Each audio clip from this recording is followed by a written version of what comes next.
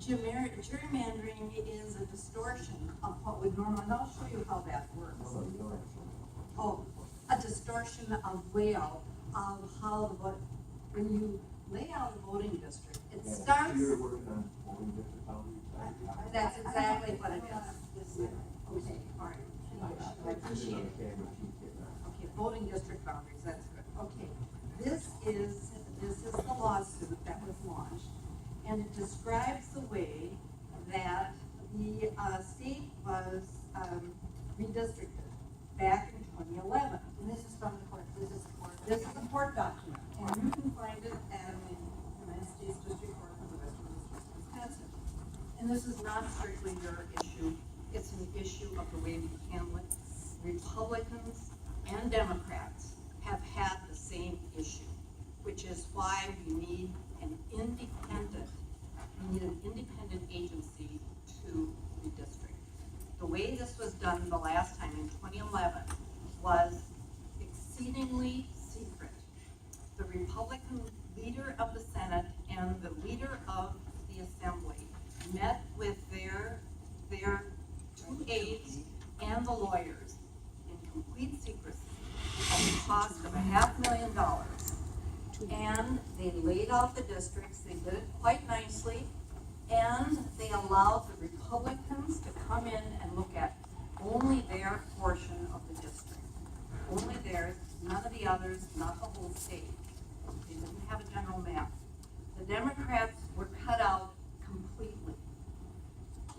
And what happened was that a majority of the votes, by some 200,000, got a vast minority of the seats in the legislature. So, to the tune of $2.1 million, that was contested. That's a cost to the taxpayers because of the malfeasance of legislators. So it has recently come to federal courts, and it is supposed to be remedied by a redrawing, and the legislature is again contesting that.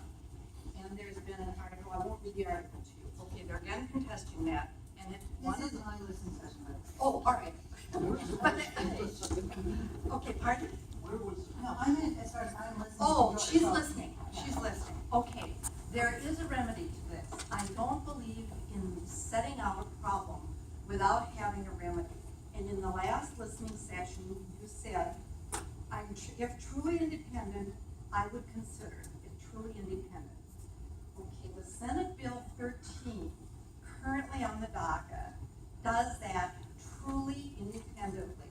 The bill directs the Legislative Reference Bureau, otherwise known as the LRB, to draw redistricting plans based upon standards specified herein, and establishes a redistricting advisory council to work in tandem with them.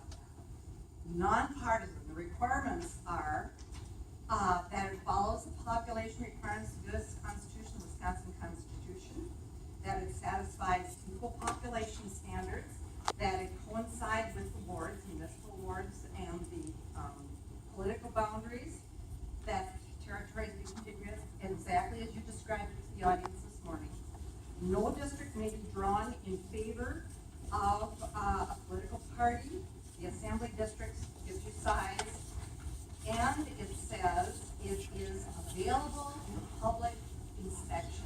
The last bill, which I'm sure you were squashed in the corner, gave 1 day of hasty public review and then was smashed through the legislature and passed.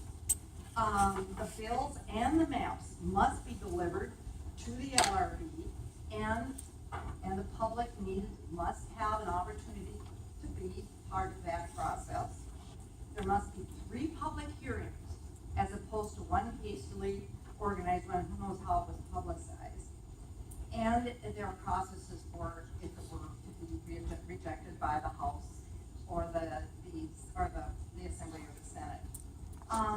And it gives a very clean, nonpartisan, reliable process that I think you could approve of. And I hope you give Senate Bill 13 an honest review. I'll go get it.